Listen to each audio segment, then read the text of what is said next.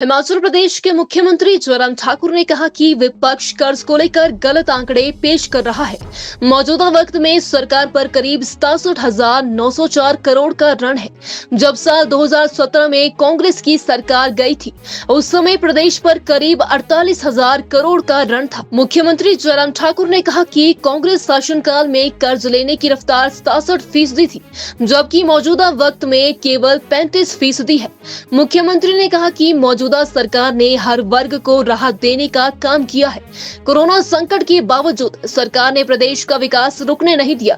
मुख्यमंत्री ने कहा कि कांग्रेस शासनकाल में तो कोरोना जैसी समस्या भी नहीं थी, बावजूद इसके लगातार कर्ज लेने का काम किया गया। मुख्यमंत्री जयराम ठाकुर ने कहा कि कोरोना के संकट के बीच भी प्रदेश सरकार ने विकास की रफ्तार को थमने नहीं दिया और प्रदेश भर का समग्र विकास सुनिश्चित किया।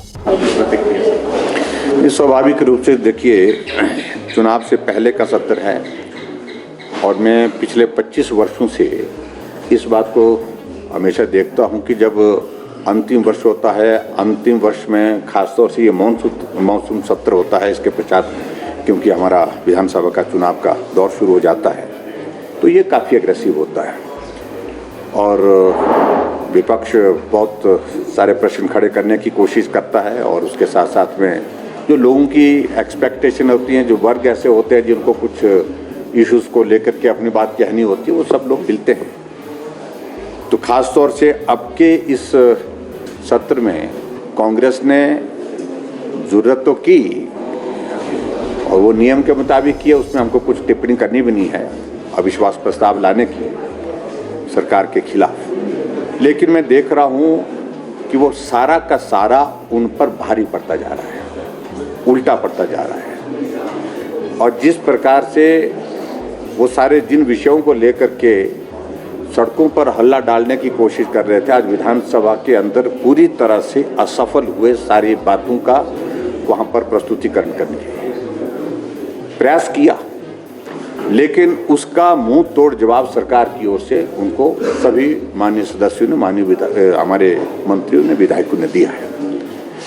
अभी 3 बजे तक उस पर डिस्कशन होनी है, लेकिन मैं कुल मिलाकर के अभी तक के इस दौर में जो फर्स्ट हाफ का जो हमारा डिस्कशन का जो दौर देखा मैंने अविश्वास प्रस्ताव पर, वो कांग्रेस को उल्टा पड़ा है, भारी पड़ा है और उनके ही साथी इस बात को कह रहे हैं कि लाभ के बजाय नुकसान होता दिख रहा है। मैं सिर्फ इतना ही कहना चाह रहा हूँ, लोकतांत्रिक व्यवस्था है, लोकतांत्रिक व्यवस्था के अनुरूप उनको अपने बात कहने का अधिकार है, वो कहें, लेकिन फिर भी उसके बावजूद सरकार की ओर से मैंने पहले दिन से कहा था, पहले से ही कहा था कि हमने हिमाचल प्रदेश में जिस प्रकार से इन 4.5 वर्ष, पौने 5 वर्ष के कार्यकाल में जो काम किए हैं, कमी रहती है काम करते करते और perfection can never be achieved तो कहा भी जाता है, लेकिन फिर भी उसके बावजूद बेहतर ढंग से काम करने की कोशिश की है। जिन मुद्दों को अनावश्यक रूप से उठाने की कोशिश कर रहे हैं उन पर जो है कोई दम नहीं है और हम उनका जवाब देने में सक्षम हैं। जिन मुद्दों को अनावश्यक रूप से उठाने की कोशिश कर रहे हैं उन पर जो है कोई दम नहीं है और हम उनका जवाब देने में सक्षम हैं। चाहे आपने विधानसभा के अंदर आपने देखा होगा कि ऋण की अगर बात कही, उन्होंने ऋण की बात कही, एक उठता है वो कहता है 70,000 करोड़ का, दूसरा उठता है 80,000 का, तीसरा उठता है 90,000 करोड़ का। यानी कि कम से कम विधानसभा के सदस्य होने के नाते, विधायक होने के नाते जिम्मेवारी के साथ तो कहो। अभी हमारा 65,000 करोड़ से भी कम का ऋण है, ये फैक्ट्स है और ये भी सच्चाई है जिसका मैं जिक्र वहां पर माननीय सदन में कर भी रहा था। आज अगर परसेंटेज के हिसाब से देखें तो वृद्धि दर इनके समय में कांग्रेस की गवर्नमेंट में 67% थी और ऋण की वृद्धि दर हमारे समय में 35% है। इस बात को भी उनको देखना, और उनके दौर में तो कोविड का दौर था ही नहीं। हमने कोविड का दौर झेला और कोविड के कारण प्रदेश की इकोनॉमी को बहुत प्रभाव पड़ा, उसके बावजूद भी हमने ऋण को कम लेने की कोशिश की है। और ये भी मैं आपके बीच में कहना चाह रहा हूँ कि हम 2021-22 में जो भारत सरकार की जो हमको अनुमति थी ऋण लेने की, उस ऋण लेने की अनुमति से जितने जो हमारी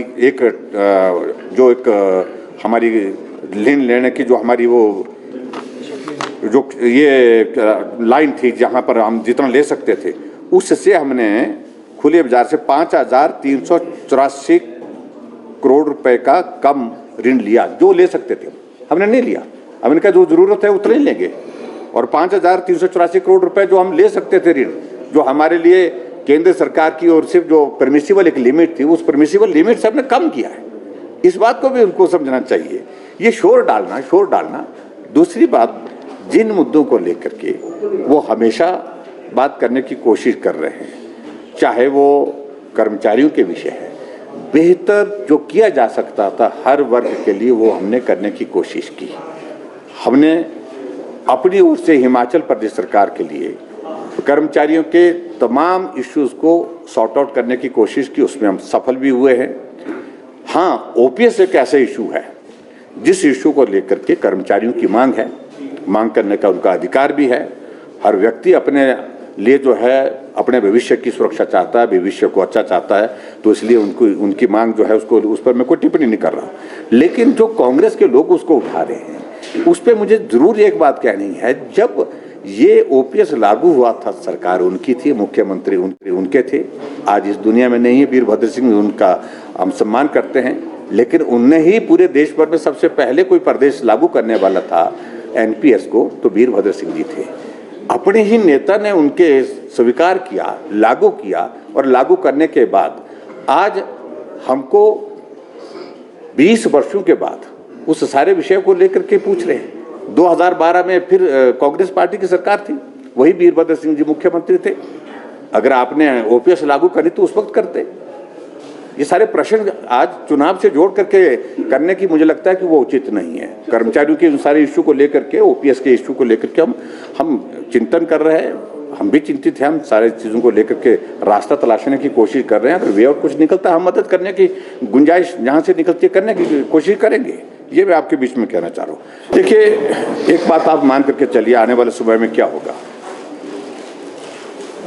बिहार में नीतीश कुमार से ज़्यादा सीटें भारतीय जनता पार्टी की हैं, लेकिन उनको सम्मान देते हुए उनको मुख्यमंत्री बनाने की पहल भारतीय जनता पार्टी ने अपने आप ही कहा कि हम इनके ही नेतृत्व में, चुनाव में भी कहा था और चुनाव के बाद भी कहा कि हम इनके ही नेतृत्व में सरकार बनाएंगे, और सरकार बनाई और पूरा सहयोग दिया, पूरी सरकार चलाई। उस पर मैं बहुत ज़्यादा कोई टिप्पणी नहीं करना चाहता हूँ। वर्तमान परिस्थिति में उनको क्या लगा होगा, सारी चीज़ को लेकर के वो केंद्र का नेतृत्व वहाँ अपने आप जो है सारी चीज़ों का आकलन कर रहा है। लेकिन मैं इतना जरूर कहना चाह रहा हूँ कि आने वाले समय में बिहार में विशुद्ध भारतीय जनता पार्टी की सरकार बनेगी, रास्ता साफ कर दिया गया।